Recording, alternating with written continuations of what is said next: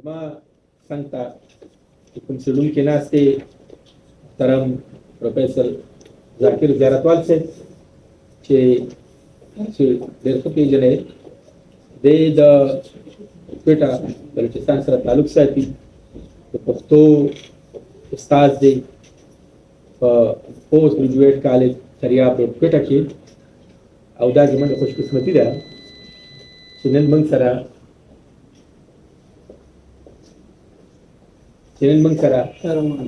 هغوی د کوټې نه تشریف راوړی دی او زمونږ په دې نننۍ مباحثه کې چې کوم دی نو هغوی شامل شوي دي. دا زمونږ خوشقسمتي ده چې محترم زیارتوال صاحب تر دې دمه په پښتو ادب کې پښتو ادبي کرښې سپین سپېڅلي خلک د احمد جان یاد، د افضل شوق، ژوند او فن او دا مهال په پېښور پښتو اکیډمۍ کې د پی ایچ ډي محصل دی او متخصصه دی په پښتو سفرنامو باندې. د هغوی چې کوم څېړنیز کار دی هغه په پښتو سفرنامو باندې دی. نو د دې دغه څېړنې کار او زیار دې سره په دې موضوعاتو باندې موږ خبرې کوو او دې نه بعد خپل د دې کوم کار کړی دی په پښتو سفرنامو باندې تر اوسه پورې د هغې کار او زیار په حواله باندې سره موږ ډسکشن کوو. زموږ بل چې کوم ډسکشن دی محترم پروفیسر ډاکټر نورالبصر احمد صاحب، دی په ملاکنډ یونیورسټۍ پښتو څانګه کې اسسټنټ پروفیسر دی. د پښتو ادب یعنې پښتو زنداني ادب باندې دی دکتورا کړې ده او دا مهال په پښتو څانګه ملاکنډ پوهنتون کې استاد دی. په لسګونو تحقیقي مقالې چې دي هغه په پښتو ژبې او ادب باندې دي، چاپ دي خصوص د پښتو ماشومانو ادبیاتو باندې د دې چې کوم لیکلي دي یا کوم کتاب چاپ شوی دی پښتو ماشومانو ادبیات. او د دې نه علاوه چې د دې کومې سفرنامې دي هغه لمردانه تر پغمانه، لمردانه تر کوکرانه او لمردانه تر پادانه. نو نور هم دي پښتو ادب کې په بېلابېلو موضوعاتو باندې چې کوم دی نو تحقیقي لیکونه کړي دي، هغه په مختلفو مجلو کې چاپ شوي دي، په کتابي شکل کې موږ سره موجود دي. خو دلته نن چې دی د دې چې کوم بحث دی هغه په ځانګړي ډول په دغه د دې چې کوم خپل سفرنامې دي نو په دغې به موږ دې سره بحث کوو چې آیا دغه سفرنامې چې دي هغه تاسو څنګه ولیکلې یا څه احساسوئ یا مطلب دی کوم پیغام دی چې هغه موږ لوستونکو ته ورکوو. نو بالخصوص به په دغه سفرنامو باندې موږ بحث کوو. موږ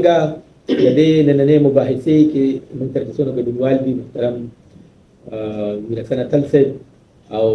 مخامخ چې ماته څونه ګډونوال ناست دي ټولو ته ښه راغلی وایم، هر کله راشئ، ډېره زیاته مننه. د بحث پیل چې دی موږ محترم زیارتوال صاحب نه کوو او هغوی نه دا پوښتنه کوو چې زیارتوال صاحب چې تاسو موږ ته په داسې مختصر ډول باندې تاسو ووایئ چې د پښتو سفرنامو چې کوم ادبي بهیر دی دا سفرنامو ابتدا ارتقا څنګه وشوه. مختلف پوښتنو کې به تاسو نه موږ په دې اورېدونکو ته مختلف سوالونه به تاسو موږ اورو. نو غواړو چې په لومړي سر کې تاسو موږ سره پښتو سفرنامو په اړه باندې لږ بحث. ډېره مننه. ټولو لومړی خو د پېښور لټرري فېسټیول د چارواکو ډېره مننه کوو چې موږ ته دا موقع راکړه. ډاکټر حمید صاحب، ډاکټر علي صاحب، سره ټولو اجازه دلته باندې نن زما موضوع ده په پښتو کې د سفرنامې ابتدا او ارتقا، ستونزې او امکانات. تر سفرنامې له مخه غواړم چې د سفر تعریف کړو. محققینو یا ډکشنریانو څنګه راخیسته دی سفر څه ته وایي. سفر په پښتو کې یون نوم ورته وایي، لکه تلل، تګ، مزل، یون، واټن، رفتار، مسافرت، یو ځای څخه بل ځای ته تګ کول او رحلت، مزل. دا هغه الفاظ دي چې د سفر مفهوم یا معنا ادا کوي. تر دې وروسته محققینو د سفر کولو مختلفه ډولونه ټاکلي دي، یعنی د سفر بېلابېل اقسام یې مخته راوړي دي. یو هغه سفر دی ادبي او فرهنګي سفر چې هغه د دې موخې لپاره کېږي چې ادبیاتو په حواله یا د فرهنګي غونډو په حواله وي، لکه کاروباري سفر دی او سیاسي سفر دی، تعلیمي او علمي سفر ټاکلی سو، سیاحتي سفر یو څوک یو ځای څخه بل ځای ته په سیل باندې ځي، او جنگي سفر لکه پوځونه او نور په هغه کې د جنګ په وختونو کې ترسره کېږي. مذهبي سفر دا موږ د سفر مختلفه ډولونه ویلی شو که نه. له دې بعد چې سفرونه شروع سو نو په ادبیاتو کې یو ژانر رامنځته سو چې یو هغه ته سفرنامه یا یونلیک وویل سو. سفرنامه د یو سیلاني یا مسافر هغه لیدنې او کتنې دي چې هغه د خپل سفر په مهال مشاهده کړي دي او تجزیه کړي دي او د هغه سیمې حالات واقعات له خپلو لوستونکو سره په یو هنري ډول باندې شریک کړي دي. نو په ادبیاتو کې وداسې ژانر ته سفرنامه وویل سوله. دلته د سفرنامې هم مختلفه ډولونه د لیکوالانو محققینو لیکوالانو رامنځته کړي دي چې اول خو د شکل په بنیاد باندې د سفرنامې ډولونه سره ویشلي دي. یو سفرنامې ته منثوري سفرنامې وایي چې هغه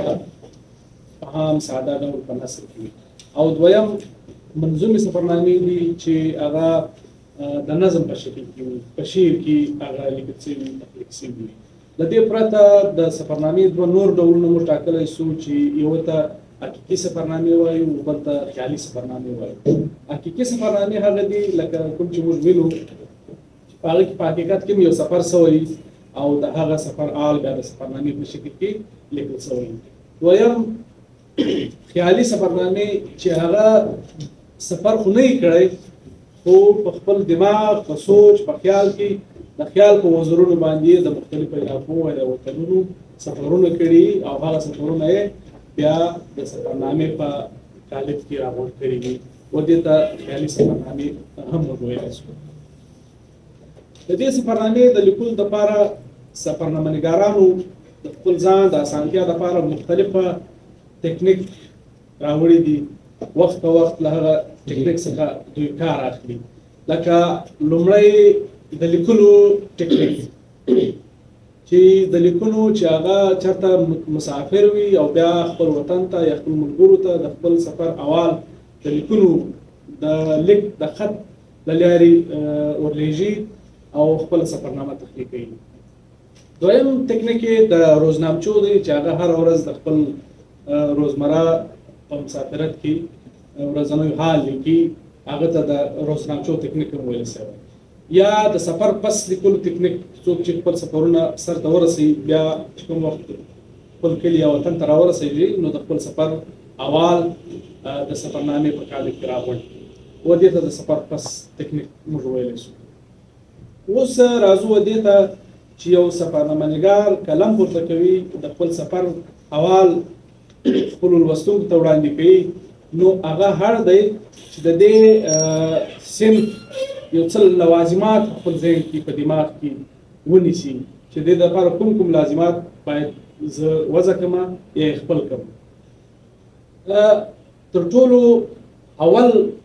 شرط د سفرنامې د لیکلو لپاره منظرنګاري ده. په یو سفرنامه کې باید چې کوم ځای ته سفر سوی، یعنی د هغه سفر احوال یا د هغه وطن لیدلې کتلې منظرې په داسې شکل کې وړاندې کړي لکه کاري یا لوستونکي چې دغه هر څه په خپلو سترګو باندې ویني. یعنی منظرنګاري د یوې معیاري سفرنامې لپاره لومړی شرط ګڼلی شو. دویم قوت مشاهده ده، یعنی هغه لیکوال یا سفرنامه‌نګار به د هغه د مشاهدې قوت دومره تیز وي چې هغه هر څه لکه د یو کیمرې په شکل باندې هغه خپلولی شي. دویم دا دی دریم په سفرنامه کې به سسپنس زیات وي، یعنی یو کاری چې کوم وخت سفرنامه لولي د سفرنامه نګار کمال دا وي چې هغه په یو داسې سټایل د خپل سفر اول لیکلی وي چې کاری تر لاس ونڅي د خپل ټول سفر اول ورباندې ولولي او سیر ورباندې وکړي. یعنی سسپنس یو لازم جز دی. دغه رقم کردار نګاري موږ د سفرنامې په لوازماتو کې راوړلی سو چې په سفر کې ظاهره خبره ده له هر چا سره خپل ملګري وي، دوستان به وي، یا د نور کوم خلک وطنونو سفرونه چې کوي له هغو سره به ویني. هغه کردارونه باید چې په یو داسې شکل وړاندې کړي لکه یو کاري چې هغه په خپلو سترګو باندې ویني، هغه کردار، هغه کسان، هغه خلک ویني د مسافر. دغه رقم په سفرنامه کې طنز و مزه یو لازم جز دی چې د سفرنامې ژبه باید چې داسې دلچسپه وي چې طنز و مزه پکې، یعنی کاري ته یو نوی سلسله هغه ورکړي، جذبه ورکړي چې دا سفرنامه له اخره تر پایه پورې ولولي. دغه رقم غیر جانبداري د سفرنامې په لوازماتو کې راځي چې یو سفرنامه‌نګار باید چې غیر جانبدار وي. هغه بې ځایه تنقیدونه که یو چا ته ځي په یو کلچر او په هغه باندې داسې تنقیدونه نه کړي لکه داسې په یو جوړ وغلی یا خپل کلچر سره د هغه پرتلیزه جاج کړي چې خپل کلچر تر هغو ښه وګڼي، د هغو بې شی وګڼي. یعنی چې څه ویني باید هغه خپلو لوستونکو ته وړاندې کړي. غیر جانبداري د یوې معیاري سفرنامې دپاره ډېر لازم جز دی. اوس موږ راځو د پښتو سفرنامې ته. هسې خو په تاریخ کې ډېرې پخوانۍ تاریخي سفرنامې لیکل شوي دي. سفرنامې یعنې شروعات په تاریخ کې تاریخدانان له هیروډوټس څخه یادوي چې د دنیا اولنۍ سفرنامه هغه د هیروډوټس سفرنامه ده چې د تاریخ برخه ده که نه. هیروډوټس ته په تاریخ د تاریخ پلار هم ویل شوی دی، خو په سفرنامې بابا هم هغه ته ویل کېږي چې په ادبیاتو په ډول سفرنامه رامنځته شوې. خو د پښتو سفرنامې تاریخ هم ډېر لرغونی دی. په پښتو ادب کې د سفرنامې لومړی څرک چې موږ له په مخه راځي هغه د خوشحال بابا سواتنامه ده. د خوشحال بابا سواتنامه منظومه بڼه لري. دا تقریبا 400 یو کم اتیا بیتونه لري دا سفرنامه. دغه سفر په 1000 دا سفر شوی دی. دغه سواتنامه په مختلفو وختو کې چاپ شوې ده. په کابل کې هم چاپ شوې ده، دلته په پېښور کې هم پښتو اکاډمي رامش خلیل سره مرتب کړې ده. مختلفو وختو کې چاپ شوې ده. دا یو منظومه بڼه لري. دلته به یو څو شعرونه درته وړاندې کړم چې لکه وایي په دوران د شاهجهان بادشاه ځواني وه، میسره د زړه اره کامراني وه، سری له سوات فاصله لري دېرش کروه، چې ورکوز شي تر دریا د سوات تر کوه، درې څیزونه مې د سوات د زړه په یاد وو، نور یې هر څه په حساب و ماته باد وو. یعنی د شعر په ژبه دا د پښتو لومړۍ منظومه سفرنامه ده چې موږ یې په لاس کې لرو اوس. له دې پس یو بل د تاریخ په پاڼو کې نوم راځي د کندهار عبدالرسول. دا د کندهار اوسېدونکی دی. د تیمورشاه په زمانه کې دې سړي ژوند کړی دی. د کشمیر یو سفرنامه چې کومه ده لیکلې ده، خو بدبختانه د دې سفرنامې هم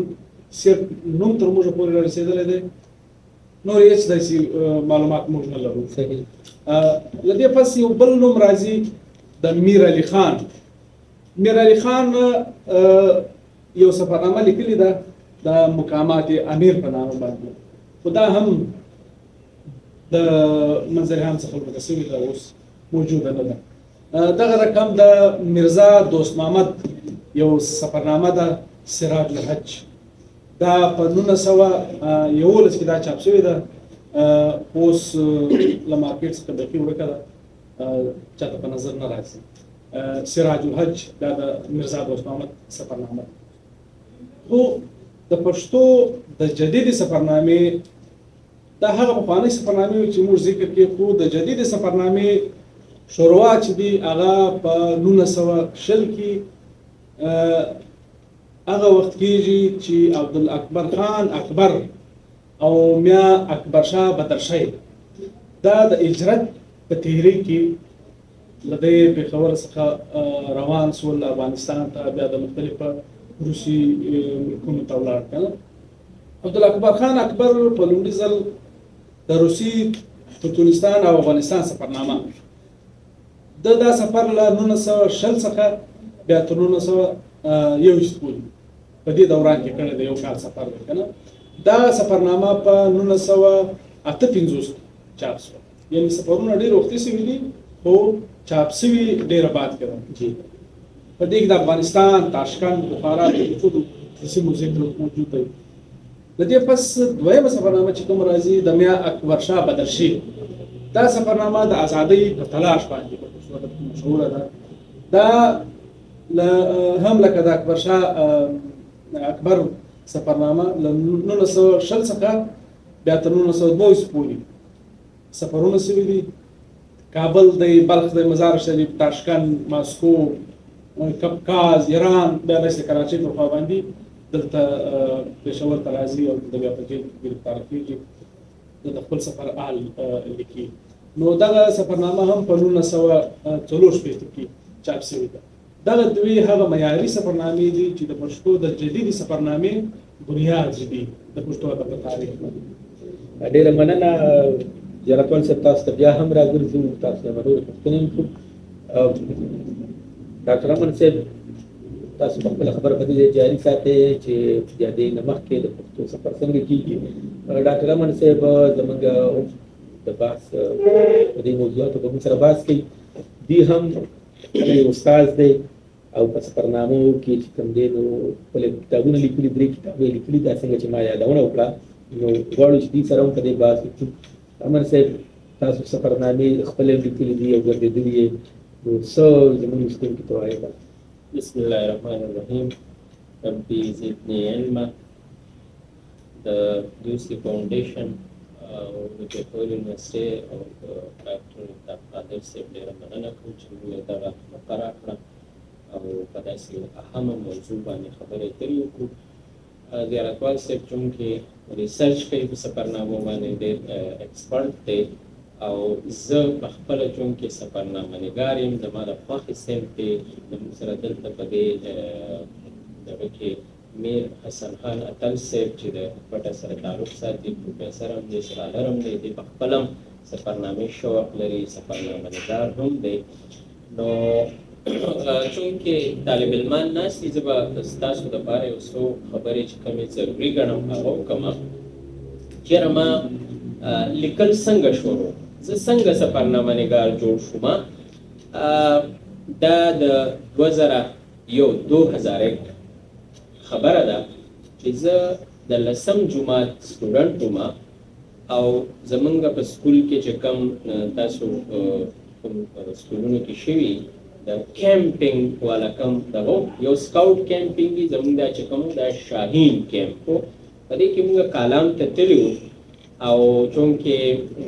سټوډنټانو د زموږ دپاره ډېره زیاته د خوشحالۍ خبره وه. د سکول نه په ټور او بیا د 2-3 ورځې موږ په کالام کې تېرې کړلې. نو د هغه ځای هغه چې کوم انوایرمنټ، کومه ښکلا وه، کومه سیندونه وو، غرونه وو، اوبه وې، نښترې وې، بیا په هغې کې زموږ ګرځېدلو، دا هر طرف ته یو داسې ماحول و چې هغه کوم خوا به مونږ کتل یا به مونږ ګرځېدو نو مونږ ته به یو خوشحالي راکوله، مونږ ته به یو داسې خوشګوار احساس راکو. نو هغه چې زه بیا واپس راتلم نو ما هغه ټوله قصه ولیکله چې مونږ داسې لاړو، په دې ځای کې مونږ مونځ وکړو، په دې ځای کې به ډوډۍ وخوړله، دلته مونږ سټی وکړه، دا وکړو دا وکړو. او په هغه وخت کې دا مشرق اخبار چې دی په دې کې به یو پیج راتو بچو کا مشرق، هغې ته ما بیا دغه راولېږله سفرنامه او هغه په هغې کې دغه ورکوټ غونته سفر چې د رپورتاج په شکل کې و دا چاپ شو. نو هغې ماله ډېره زیاته حوصله راکړه په هغه وخت کې چې زموږ کوم د استادانو یا زموږ کوم ملګري وو نو هغې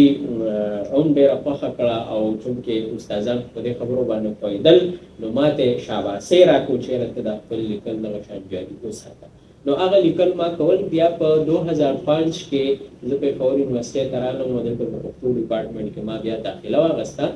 اوس خو چونکې BSc ماسټر ختم شو، دا د ماسټر خبره وه. په پریویس او فاینل کې مونږ چې دلته په پېښور یونیورسټۍ کې 2 کاله تېر کړل نو په دې 2 کاله کې مونږ و ټورس کړي د یونیورسيټي نه چې کوم په هغې کې مطلب یونیورسيټي ګاډي په هغې کې لکه خیبر ته مونږ تللي یو، بالاحصار قلعه ته تللي یو، د اټک قلعه ته تللي یو، کونډ پارک ته تللي یو. باړهګلی ته خو د هغې وخت نه چې یو نو تر اوسه پورې ځو راځو. نو باړهګلی پکې یو، اشاباد ته تللي یو، اسلام آباد ته تللي یو، لاهور ته تللي یو. نو دا داسې موقع وې چې مونږ به کله واپس رالو نو ملګرو به ما ته وویل چېرې ته اوس رپورټاج ولیکه، دا سفر ولیکه. نو دا ما دغه شان د ځان سره لیکو او دا تقریبا چې دا دغه شان بیا زه په ایم پیل کې ما داخله واخیستل، بیا هم دغه شوق زما نور هم سیوا کېدو. او دلته پېښور یونیورسټۍ کې چې دا کوم سټوډنټ سوسایټي دي نو زه دلته کې د ایډونچر اینډ هایکینګ سوسایټي کې زه اومه ممبر وم. نو موږ به هایکینګ باندې تلو، داسې چکرونه به کړو باړهګلی ته، یو ځای ته بل ځای ته. نو هغه به سفرې به ما بیا لیکلې. نو هغه چې کله زه پی ایچ ډي ته بیا راورسېدم نو بیا پکې د دغې سفرو سره سره بیا لکه ریسرچ سفرې هم شروع شوې او په دې کې ولنټیرلی موږ ولنټیر ناست دي. موږ دلته په پلټ کې ولنټیرلی اکټیویټي کړي دي، هغه هم ما لیکلي دي. بیا په زلزله چې راغلې وه په هغې کې په آی ډي پیز کې موږ کړي دي، هغه هم ما لیکلي دي ټول. نو چې کله زه پی ایچ ډي ته راورسېدم نو دا تقریبا 13 ټورس یو، دا ما لیکلي وو او د دې هغه تصویران هم ما دغه کړي وو. نو زه لاړم ټوریزم ډپارټمنټ ته، د خیبر پښتونخوا کې کوم ټوریزم ډپارټمنټ و، د هغې سره ما دا ډسکس کړه چې ما دغه شان لیکل کړي دي او په دې کې د سیل سپاټې ځایونه هم دي، په دې کې ارکیالوجیکل سایټ هم دي، په دې کې داسې چې کوم ادارې دي لکه یونیورسټۍ دي، کالجونه دي، دا ټول په دې کې دي، پارکونه دي پکې. نو زه غواړم چې دا دې کې چونکې جنرال نالج هم دی سټوډنټس لپاره او یو موټیویشن دغه هم دی، نو دا تاسو چاپ کې. نو هغې بیا هغه په 2013 کې هغه کتاب چاپ کړو. هغه د دې سفرنامو نه علاوه دی رپورتاج په نوم باندې خپل وطن ګل وطن، چې د دغې سفرونو سره سره په هغې کې تقریبا 1000 پکچر دي او هغه د هغې وخت پکچر دي چې هغه به موږ په یاشیکا کیمره باندې ایستل او بیا به مو صفا کول او بیا د ځان سره محفوظ کړي او بیا مو سکین کړل او بیا په هغې کتاب کیسه جوړه شوه. نو دغه زما لومبی ایکسپیرینس و. بیا چې کله د لومبی سفرنامه باندې به خبر وکړو بیا بیا چې چونکې دغه سفر زما هم دغه شان لیک ته جاري و، بیا په 2016 کې ما ته یو موقع میلاو شوه د یو ادبي سفر باندې افغانستان ته. زه په هغې سفر کې چې مونږ افغانستان ته لاړو تقریبا یو هفته مونږ هلته تېره کړله. نو دغه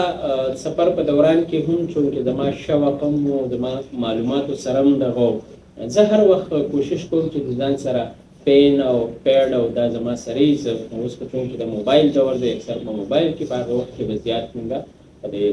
پیډ باندې لیکل کول، با مې ځان سره پوینټس اغستل. نو هغه پوینټس چې بیا به زه کله راغلم نو ما به هغه بیا باقاعده هغې باندې د لیک شروع کړم. نو افغانستان نه چې مونږ کله واپس رالو نو زما دا خواهش دغه شو چې زه په لومړي ځل باندې تللی وم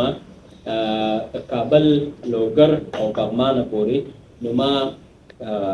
دغه مناسب وګڼل او خواهش مې و چې دا د یو سفرنامې شکل اختیار کړي. نو ما په هغې باندې لیکل شروع کړو. زما د سفرنامو چې دا کوم نومونه دي نو دا اصل کې زما سفرنامو سیریل دی او د دې ما هغه نوم دا چې کومه آیډیا اخیستې وه نو هغه زمونږ د پښتو کې یو لیکوال دی پروفیسر دی ډاکټر زبیر اسرت صاحب. هغه یو راپورتاج لیکلی دی کویټې ته تللی او دا سفر او د راپورتاج په شکل کې لیکلی د هغې نوم دی له مردانه تر مردانه. چونکې زما تعلق هم د مردان ډسټرکټ سره دی نو ما د خپلو سفرنامو دا یو سیریل زما کړی دی چېرې زه زما په هره سفرنامه کې به د مردان نومي لکه د دې سفر شروع به د مردان نه کېږي بیا چې په هغه ملک یا په ځای کې اخرني ځای ته کم پوینټ ته ځم نو هغه به زه د دې سره دغه کوم. نو پغمان چې دی دا په د کابل ښار سره خواته یوه دره ده او دا دومره ښکلې دره ده. د دې صرف دوه خصوصیت زه تاسو ته وایم. یو دا دی چې په پغمان کې کوم بوټي دي نو په هغې کې داسې بوټي نشته چې هغه ګل او میوه نه کوي. لکه مثال په طور باندې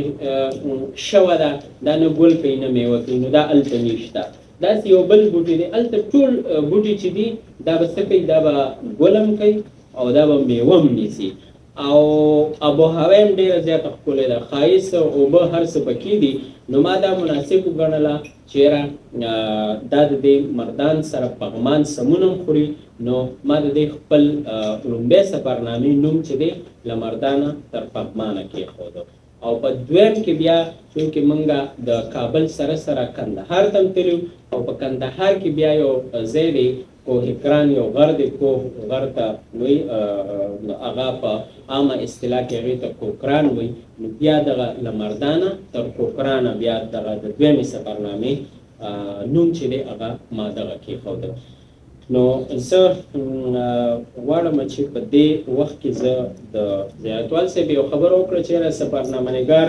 دپاره دا هم یو دغه دی چې منظرنګاري وکړي کوم ځای ته چې تللی وي هغې منظر داسې خلکو ته پیش کړي چې هغه لوستونکي دا ووایي چېرې مونږ په دې ځای کې روان یو نو په دغې تناظر کې به زه تاسو سره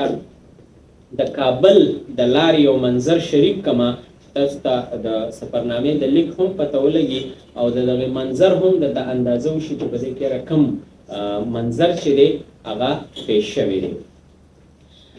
د کابل او جلال آباد په منځ کې یو ځای دی سروبي نومې دی د دغې ځای نه دا شروع شوې ده یو مختصر غونته اقتباس زه تاسو ته د خپلې لومبۍ سفرنامې نه وایم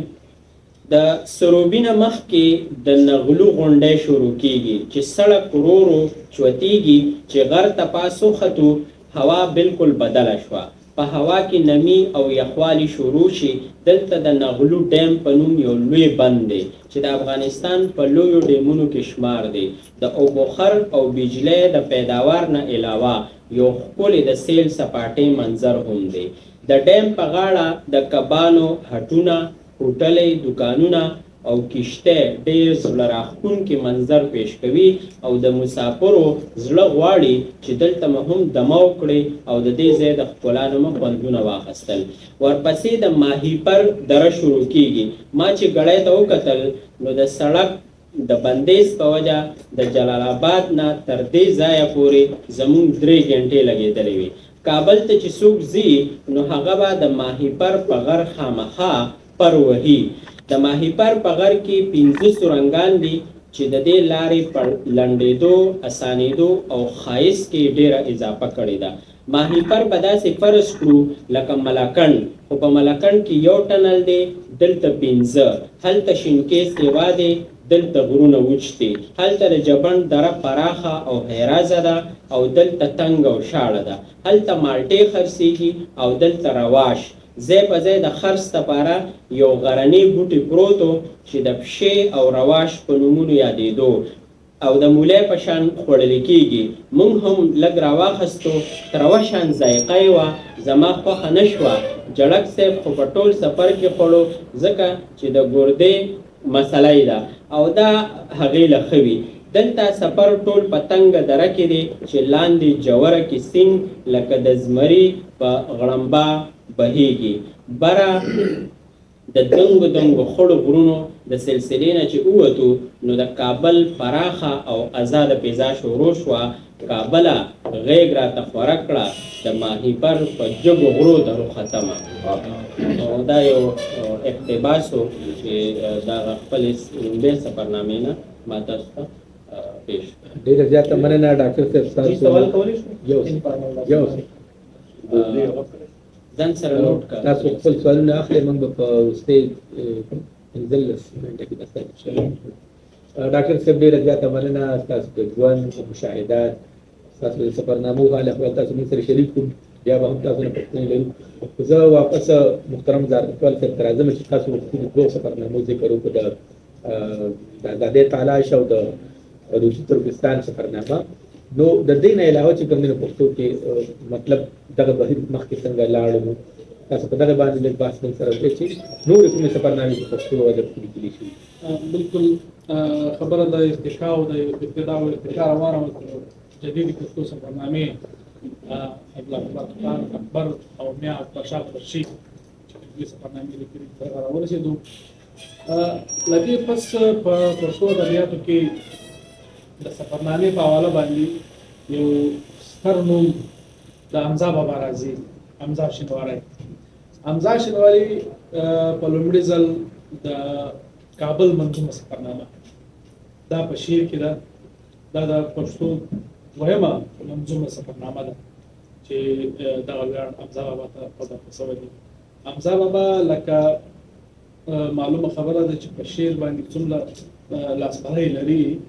د خپل ټول سفر احوال په یو داسې په دور انداز باندې د شعر په ژبه باندې وړاندې کړی دی د کابل منظومه سفرنامې په نوم باندې. دغه سفرنامه په 1951 کې اول ځل چاپ شوه، خو وروسته په دې باندې بندیز ولګېده، د دې کاپیانې د حکومت لخوا ضبط شوې او دویم ځل په 1998 کې چاپ شوله. حمزه بابا دغه سفر افغانستان ته د استقلال د ورځې ګډون دپاره کړی دی که نه، په څو کې په 22 اګست 1948 کې له خپل کلي روان شوی دی، کابل ته تللی دی، ټول اول یې منظومه بڼه وړاندې کړی دی. د حمزه بابا دویمه سفرنامه نوی پښتون ده چې هغه هم د کابل د سفر اول بیانوي، په 1958 کې دا چاپ شوې ده. په معیاري سفرنامو کې د دې نوم راځي. دغه رقم د حجاز په لور دا د حمزه بابا یو نوې کارنامه ده چې په 1990 کې دا چاپ شوې ده. په 21 جنوري کال 1990 دا سفر شوی دی د حجاز په لور، د حج سفرنامه ده او دا سفر داسې د خشکي په لار باندې شوی دی. له کابل څخه شروع شوی دی، کندهار، ایران، عراق، کویت او بیا سعودي عربستان ته تللی دی. د خپل سفر اول د حجاز په لور باندې یو ډېر ضخیمه سفرنامه زما د پښتو ادب ته وړاندې کړې ده. له دې پس د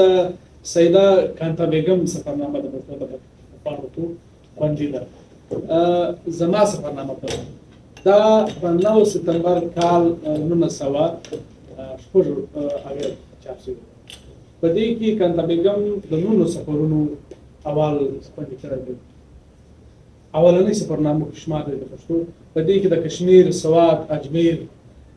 کلکتا، کوټه، انګلستان، اټلی، کابل او د حج، سعودي عرب، نیویارک داسې مختلف سفرونه شوي دي. یعنی په مختصر ډول باندې دا سفرونه لیکلي دي. د یونیورسټي ایجنسۍ لخوا دا سفرنامه چاپ شوې ده. د دې پس د پښتو ادب په تاریخ په پاڼو کې د سفرنامې په حواله باندې بل ستر نوم د طاهر افریدي دی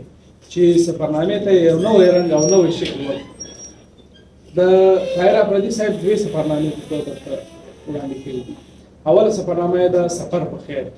دا په 1995 کې چاپ شوې ده. د سنګاپور د سفر حال بیانوي دا سفرنامه. له دې بس سفر مدام سفر دا د طاهر افریدي دویمه سفرنامه ده چې په 1991 کې چاپ شوې ده. په دې کې د لندن او بیا مصر د قاهرې د ښار د سفر اول بیان شوی. دا هم د معیار په حواله باندې د پښتو ادب اولنۍ بهترینه سفرنامې دي. له دې پس ځینې نور سفرنامه نګار او سفرنامې منځته راغلي دي، لکه زما د حج سفر دا د کندهار افریدي ده، د حج د سفر حال بیانوي. د اماراتو سفر دا د اسیر منګل صاحب سفرنامه ده، د دوبۍ ته تللی دی، مزدوري پسې که نه. او د ننګرهار ننداره دا د سید الله رښتین سفرنامه ده. او دغه رقم اووه ګامه مزل افضل شوق د سولې پښتونخوا افضل شوق اووه ګامه مزل د نورې سفرنامې هم لیکلي دي چې مخته ذکر وشي.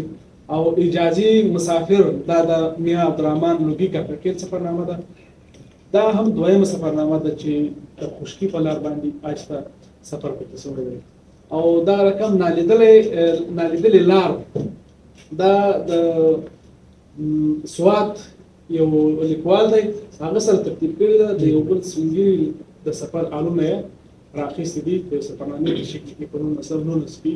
نن نیمه کې دا چاپ شوی ده نالیدلې لار او دغه رقم په شلمه پیړۍ کې ځینې نورې سفرنامې هم شته چې هغه په کتابي شکل خو نه دي چاپ شوي، البته په مختلفو مجلو اخباراتو کې یا په نورو کتابونو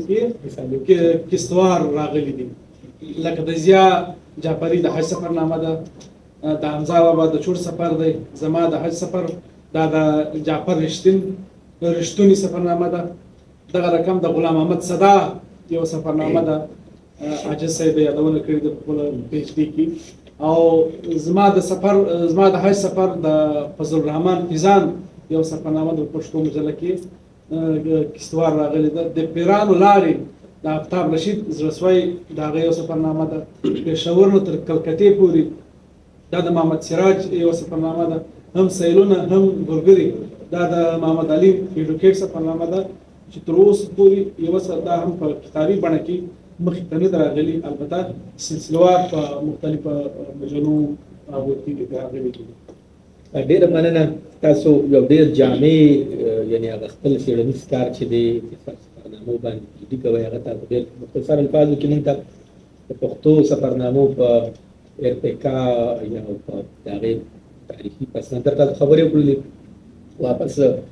ستاسو پوښتنې به موږ اخلو، خو د یو دوه د دې نه پوښتنې لرم، بیا د دې نه وروسته به بیا تاسو ته ستاسو سوالونه چې دي هغه به موږ اورو. امن صاحب تاسو خپله د سفرنامو خبره وکړه، د ایران د سفرنامې خبره تاسو وکړله،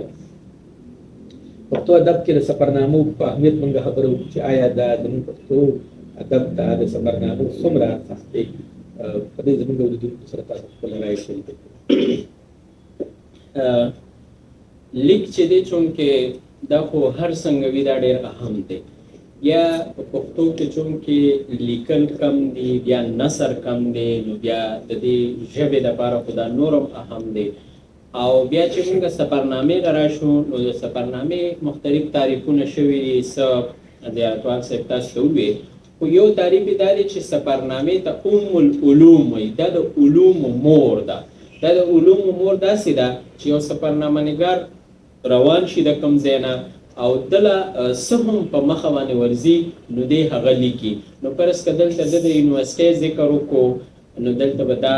خبرې، دغه ځای کې د بیا د اسپتال ذکر وکړو، هلته کې یو سوالګري ولیدو د هغې ذکر یې وکړو، بل ځای کې د جومات مخې له ورغې، بل ځای کې ولا د بل مذهب انسان مخې له ورغې، د هغه متعلق خبره ده. دغه شان تر څو پورې چې دی په سفر کې دی دله هر یو سین چې دی دا مختلف ورځي، نو دغه مختلف معلومات او علوم چې دی دا بیا دی لیکي او بیا دا یو ژبې ته رامنتقل کېږي، نو دا د هغې ژبې دپاره یو ډېره علمي او اهم اساسه ده. نو په دې حواله باندې دا سفرنامه چې دا اهمیت لري. د دې نه علاوه سفرنامه چې دا یو تاریخ دی، دا زمونږ تاریخ چې دی کړی په کړی د مخکې نه وروستو زمانې ته راولي، او د ماضي حالات چې دي هغه مونږ ته لکه اوس په دې سفرنامو کې ذکر وشو د ازادۍ تالاش او د روسي ترکستان او افغانستان سفر، دا په هغه وخت کې لیکل شوي دي چې کله دلته کې انګریزان راغلي او یو په هندوستان کې یو مومنټ شروع شوی چې هغې ته هجرت مومنټ وي چې د دې ځای نه خلک افغانستان ته په هجرت باندې تلل، د هغې هجرت څه وجوهاتو، خلک ولې د دې ځای نه لاړل، بیا چې هلته لاړل د هغوی سره څه چلو شو، او بیا چې واپس راغله نو څنګه رویه د هغوی سره شوه، دا ټول هر څه په دغې سفرنامو کې موجود دي. نو دغې وخت هغه ټول تاریخ چې دی په دغې سفرنامو کې موجود دی. بیا د دغې دواړو سفرنامو سره زه چونکې زما فیلډ چې دی هغه زنداني ادب دی، نو د دې وضاحت به زه وکړم چې دغه وړومبی دواړه سفرنامې که د ازادۍ تالاش دی او که د روسي ترکستان، د دې د مزې خبره دا ده اتل صاحب چې دا دواړه د پېښور په جیل کې لیکلي شوي دي، ځکه چې دوی څنګه واپس رالله نو چونکې په دوی باندې دا الزام و چې دوی د حکومت خلاف هجرت کړی دی، بغاوت یې کړی دی، نو دوی چې څنګه واپس رالو نو دا ونیولی شو، ګرفتار کړی شو او پېښور جیل کې واچولی شو. دوی تاسو لږه مکمل او شو سفر هم تازه کړو نو هغه کتاب او قلم یې وغوښتو او دغه دوانه لکه موږ دا وایو چې یو طرف ته د هجرت سفرنامې دي نو بل طرف ته موږ دا وایو چې دا زنداني سفرنامې دي ځکه چې دا په جیل کې لیکل شوي دي دغه شان بیا چونکې زموږ سره دا دوه فیمیل سټوډنټانې ناستې دي د دې د معلوماتو دپاره به زه دا وایم د اوس ته یو سفرنامې ذکر وشو چې دا پښتو کې د زنانو لومبۍ سفرنامه ده قانطه بیګم لیکلې ده د هغې نوم دی زما سفرنامه او په دې سفر کې د اتو ملکونو او سر ریاستونو او دغه شان د مختلفو ښارونو ذکر دی زه دا وایم بلکې زه د دې ننني مباحثې په دغه باندې زه دا تجویز پیش کوم چې کم از کم هر زنانه دی او هر سټوډنټ دی زما سفرنامه وګوري او د هغې نه د یو کرج واخلي یو حوصله دې واخلي د سفر کولو هغه طریقه دې زده کړي ځکه چې په هغې کې ډېر زیات معلومات دي تر دونه پورې باریکۍ ته هغه تللې ده چې په دغې سفرنامه کې د یو معصوم د پیدایش نه واخله تر د خښېدو پورې دا دومره تفصیل چې دی هغه بیا هغه چونکې زنانه ده نو هغه کورونو ته هم دننه تللې ده د کورونو احوال یې لیکلي دي د کچن احوال یې لیکلي دي چېرې په کشمیر کې خلک زنانه څنګه کچن استعمالوي په امریکا کې څنګه استعمالوي په سعودي کې څنګه استعمالوي دغه شان په ایټلي کې څنګه استعمالوي نو هغه د زنانو دپاره ډېره اهمه سفرنامه ده اگر چې سړي ته هم ډېره زده کړه کولی شو خو خاص کر لکه زه دا تجویز پیش کوم چې کم از کم زنانه یې دغه سفرنامه وګوري نو سفرنامه چې ده دا ډېرې خوبۍ لري ډېر خصوصیات لري په دې کې د یو ټول انسانانو دپاره دا ممکن نه ده چې سفر یې وکړی شي نو که د یو چا خوښی چې زه د یو ځای د کلچر نه ځان خبر کړم د هغه ځای د رسم و رواج نه د هغې د قانون نه ځان خبر کړم نو د هغې دپاره بهترینه ذریعه دا ده چې هغه د هغې ملک سفرنامه وکړو ډېره مننه ډاکټر بسرمن صاحب چې تاسو ته د سفرنامو په ارزښت خبرې وکړلې زارفال صاحب نه پوښتنه لرم چې پښتو کې د نورو ژبو نه یا مطلب دا دی د اردو نه یا د نورو ژبو نه موږ داسې مختصر که زموږ اردونکي ته ووایي چې څوم کومې سفرنامې چې هغه ترجمه شوي دي موجود دي بالکل اول خو زه باید د هغه صاحب یو خبره نوره کول غواړم د سفرنامې ته علومو مور وویله سفرنامې ته هم الاصناف هم ویل شوي دي یعنې په دې کې د هر صنف د صنفونو مور هم ویل شوې ده په سفرنامه کې د ناول رنګ هم ښکاره کېږي په سفرنامه کې د ډرامې رنګ هم ښکاره کېږي په سفرنامه کې د یو تاریخي کتاب رنګ هم لیکل کېږي ښکاره کېږي یعنې و دې ته د علومو د اصناف مور هم ویل شوې ده تر څو پورې چې د ترجمې تعلق دی تقریبا په افغانستان کې په دې والا باندې کار شوی دی لکه د ما مخکې ته چې راغلي د اقبال سفرنامې دي افغانستان څخه د څومره په توګه ترجمه شوې ده دغه رقم یو بل تاریخي سفرنامه د فارسي څخه راغلې ده اوس په سویلي پښتونخوا کې زموږ ملګري ډاکټر سید پاچا ده هغه د کابل سفرنامه لیکلې وه هغه پښتو ته ترجمه داسې سلسله واره د هغه روانې دي ډېره مننه راځو بیا به هم موږ بحث لرو په دې مباحثه کې به موږ په سفرنامو باندې بحث لرو خو ستاسو پوښتنې د اورېدونکو پوښتنې اورو دا یې نه پس به بیا موږ خپل بحث ورته وړاندې کوو ستاسو پوښتنې تاسو پر دې څنګه د نورو ادبونو کې سفرنامه لیکل شوې ده نو هغه یعنې چې کوم ټکنیکس دي وغیره هم داسې دي څنګه چې پښتو کې دې کې یعنې مین فرق شته دی او داسې ده چې سفرنامه چې څومره ما لوستې ده یا ما لیکلې ده هغه په نورو ژبو کې ده یا د هغې ترجمې شوي دي د نورو ژبو نه پښتو ته نو هغه تقریبا چې دی هغه یو شان په ټکنیک باندې دې خبره هم کړله دا د هر یو سفرنامه نګار خپل یو طریقې کار دی چې هغه څنګه هغه سفرنامه چې د هغه شان لیکي اوس زما خپله طریقه په دا وه چې زه به کوم سفر له تلم نو زما به دا اراده وه چې زه سفرنامه ولیکم نو نو چونکې زما اراده وه نو د هغې دپاره به ما د ځان سره کاغذ او قلم او کتاب او یا کوم ځای ته چې به زه تلمه ما غوښتل چې زه زه چې یو ځای ته لاړ شم نو زما د ټولو نه غټ خواهش دی چې زه هلته کې کوم انسټیټیوټ وي لکه مثال په طور باندې یونیورسټي زه دا وګورم یا که یونیورسټي نه وي نو کالج وي زه هغه وګورم کالج نه نو بیا سکولي اول دغه زما دی بیا د دې نه علاوه بیا زما تاریخي ځایونو سره شوی چې دا وګورم نو د هغې هغه طریقې کار به ما دا کړی چې یاره د هغې مطابق ما بنیادي معلومات را دغه کړل چې یاره که فرض کا څوک دغه ګوري نو چې هغه ته کم از کم دومره پتې لکه مثال په طور باندې اټک قلعه ته موږ تللي نو اټک قلعه ته هر څوک نه شي تللی ځکه چې هلته کې آرمي د هلته کې هغه چې کوم دغه دی نو موږ هم ډېر په ګرانه باندې انفارمیشن راوستې نو مې به څه د کتابونو نو څه هلته چې کوم بورډونه لګېدلي وو د هغې نه ما معلومات دغه کړل چې یاره څوک دا دغه کوي اوس بعضې لیکوال داسې وي چې هغه دغه ته ډېره توجه نه کوي هغه خپل چې کوم څه ویني او څه دغه وکړي او دا ممکن هم نه ده ځکه چې بعضې وختونو کې د تعدی د وجې نه د وخت د کمي د وجې نه د نورو مصروفیاتو د وجې نه داسې څه نیمګړتیا هم پکې راشي نو دغه شان چې کومې سفرنامې لیکلې شوي دي وخت په وخت باندې نو د هغې وخت هغه چې کوم ضروريات یا د هغې کومه طریقه وه نو هغه پکې ښکاره ده لکه مثال په طور باندې یو وخت داسې و چې د خلکو حافظې ښه وې لکه مونږ چې د اصلي ذکر وکړو اوس د هیروډوټس یا د هیون سانګ یا د ابن بطوطه سفرنامې ګورو نو د هغې وخت هغه دغه چې کوم طریقه کار هغوی دغه کړی و نو هغې وخت کې بعضې ټایم کې انسان حیران شي چې دومره ډېر معلومات دومره ډېر ګرځېدل خو بیا یو اگر چې دا د دې ذکر په سفرنامه کې نشته چونکې دا هم یو انټرسټینګ خبره ده خاص کر د سټوډنټس لپاره زمونږ یو لیکوال دی عبدالخالق خلیق نوم یې دی نوخار سره تعلق دی هغه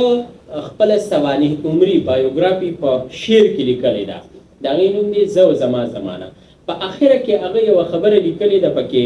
په شعرونو کې هم لیکلې ده او په نثر کې هم ذکر کړی دی چېرې زه څونه مزل ما پیاده کړی دی دا ټول قدمونه یې لیکلي دي څونه مزل ما په سایکل باندې کړی دی څومره مې په بس کې کړی دی دا ټول لیکلي دي بیا ورسره دا وضاحت هم کړی دی چېرې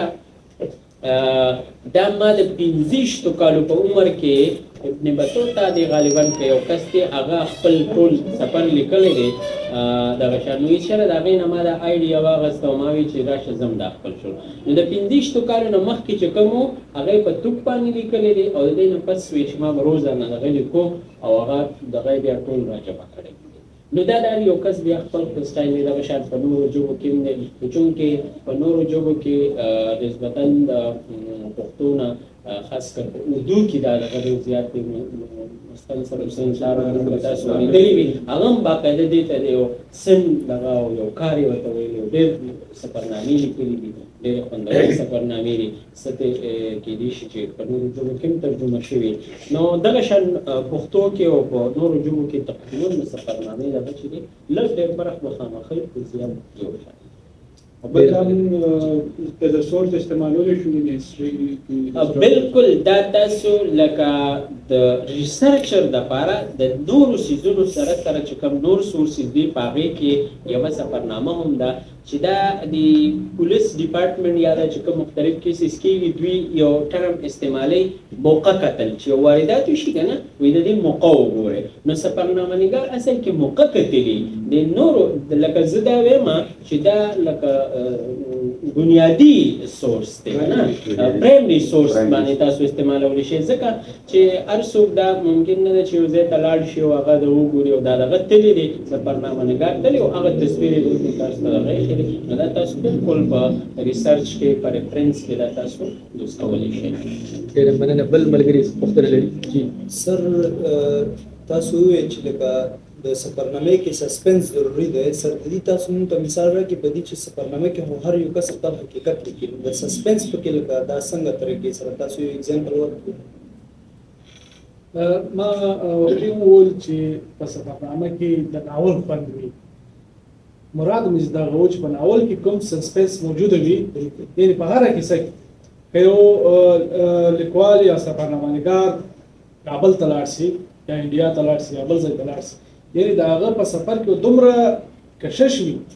چې هغه به کاري او بوریت نه پرېږدي هغه به تر لاس نیولای چې اوس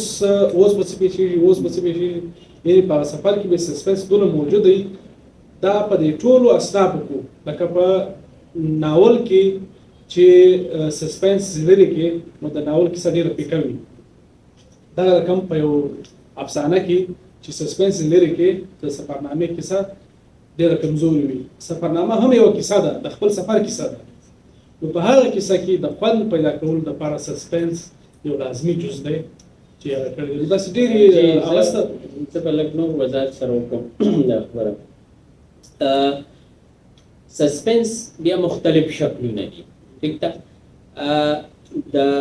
هر یو صنف چې دی د هغه د خوالي څه شرطونه دي چېرې دا یو معیاري صنف دی. نو سفرنامه کې یو دا شرط دی د ډېرو نورو سره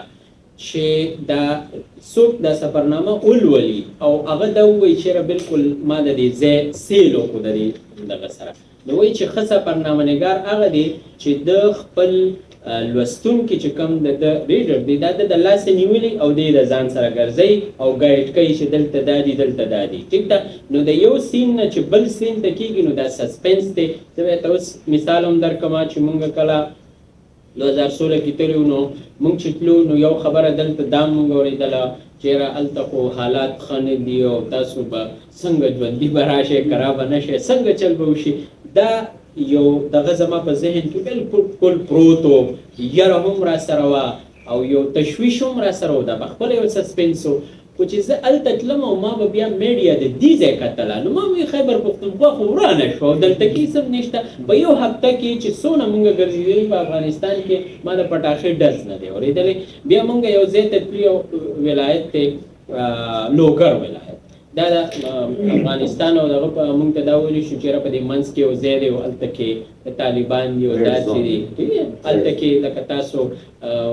دغه هم پېښې دي شي او داسې داسې. مونږ چې تلو نو خامخا سسپنس و چې اوس په دا دی په لار کې څوک راشي اوس به راشي، ټیک ده. بیا مونږ لاړو هلته کې مونږ بیا د لوګر چې کوم ګورنر والي و حلیم فدایي د هغه سره په هغه محل کې مونږ د ټولو نه خوشګواره شپه هلته وکړه چې د ټولو نه خطرناک ځای مونږ ته ښکارېدو او دغه کېدو. نو دغه شان چې څوک سفرنامه ولولي او هغه شروع کړي نو هغه ته هر یو هغه په دې انتظار وي چې اوس په دې ځای کې څه کېږي دلته به څه کېږي. نو دا هغه سسپنس هغه سر یو بل کوېسچن دی سر. تاسو وایي چې د دې لیکل د پښتو لیکل ډېر کم دي، د دې پروموشن لپاره موږ څه اقدام کول پکار دي چې دا لکه مخکې لاړ شي؟ د دې ډېر وجوهات دي خو د ټولو نه اهمه وجه دا ده چې دا چونکې په نصاب کې نشته نو د خپله ځانه خو ډېر کم خلک زده کړه کوي یا دغه کوي. دا چې کوم تاسو وینئ مخکې باقاعده دا په نصاب کې شامله وه. اوس هم چونکې د حکومت په طرفه د دې نوټیفیکیشن شوی دی او بعضې ګورنمنټ سکولونه هم هغه امپلیمنټیشن نه کوي، د انګریزي او د نورو کتابونه دي او پبلش سکولونو کې خو شته نه. اوس تاسو وګورئ ستاسو په کلاس کې چې 40 سټوډنټ دي نو په هغې کې به کم از کم 30 داسې چې به د پبلش سکولونو نه راغلي. لازمي خبره ده چې هغوی به پښتو نه ویلي. بیا دغه شان زمونږ چې کوم ټیوي چینلز دي یا ریډیو دي یا نور دي په هغې باندې هم هغه شان د دې دغه نه کېږي. نو دغه وجه ده چې بیا دغه شان لیکوال چې دی هغوی ته د حکومت ته طرفه څه دغه نه میلاویږي که نه. ته به لیکل هم په خپله کې بیا به چاپ کې هم په خپله بیا به د هغې چې کوم دی مارکیټینګ یا څه څه چې دي بیا به دغه کې او دغه شان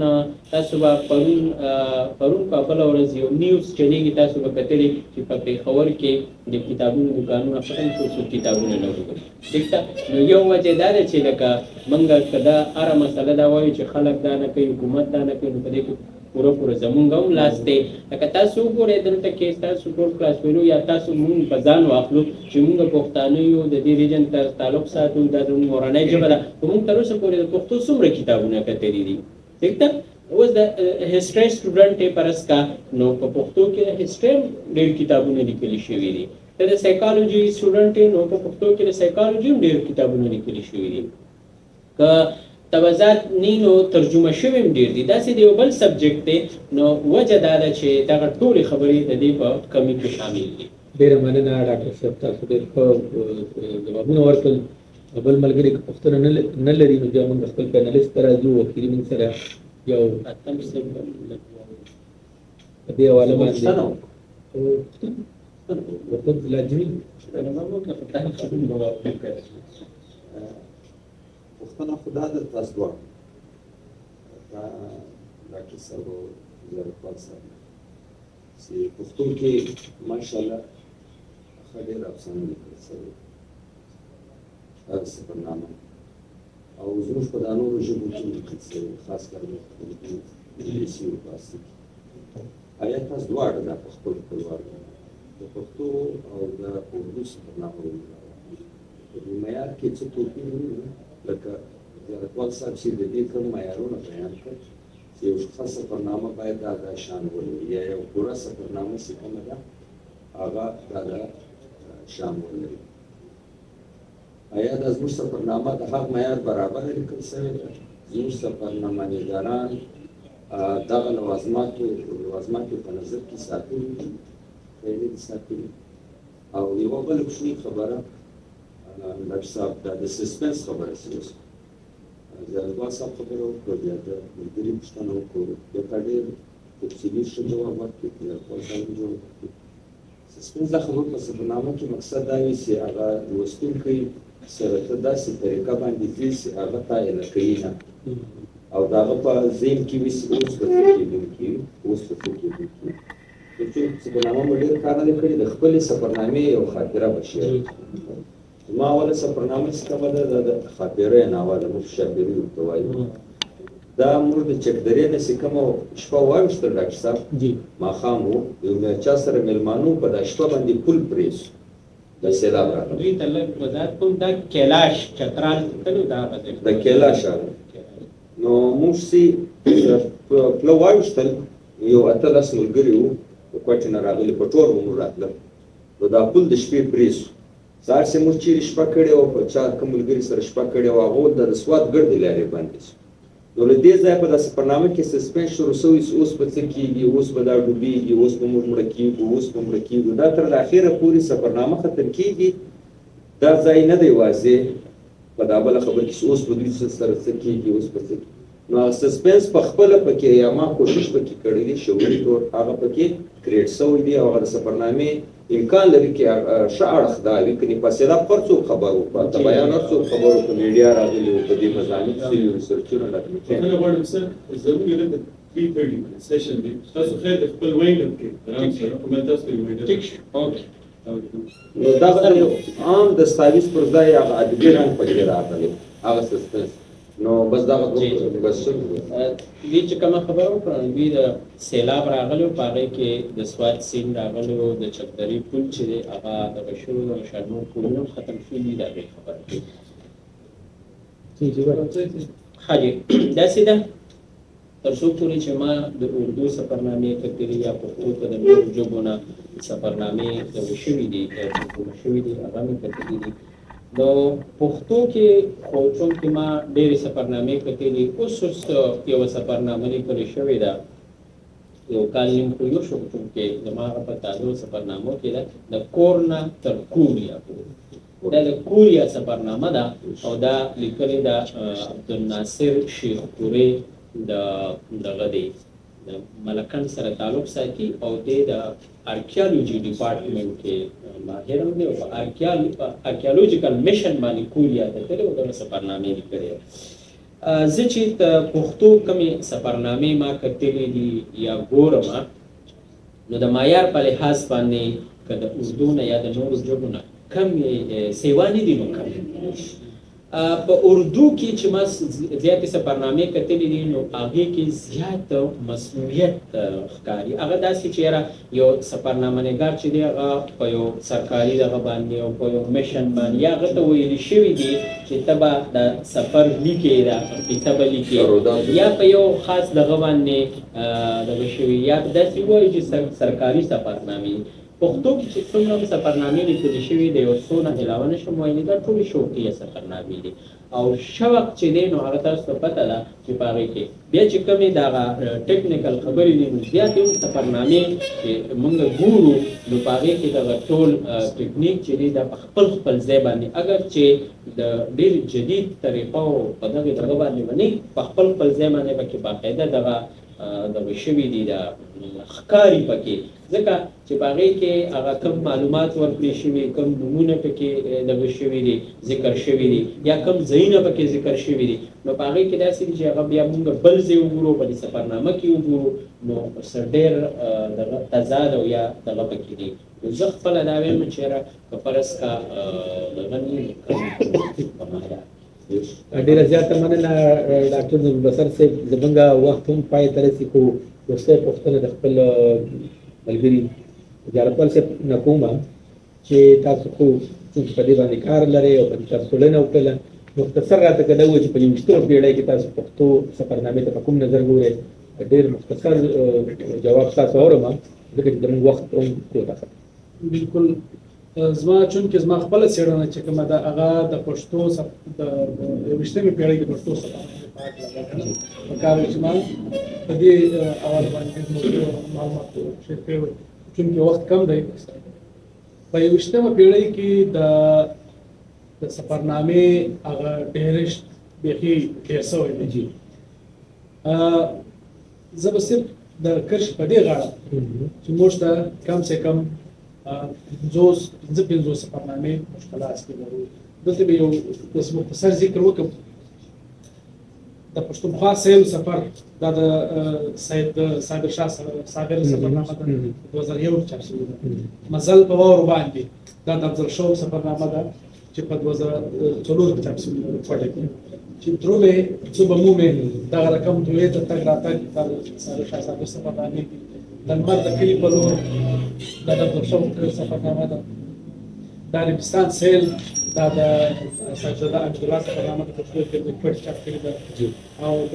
رڼاګانو سفر دا رشید نظرخیل سفرنامه ده د لوی کور سفر سید صابر شاه صابر لیکلې ده کابل بیا ولید دا د ډاکټر شیر زمان طاهرزی سفرنامه ده یو منظومه بڼه هم لري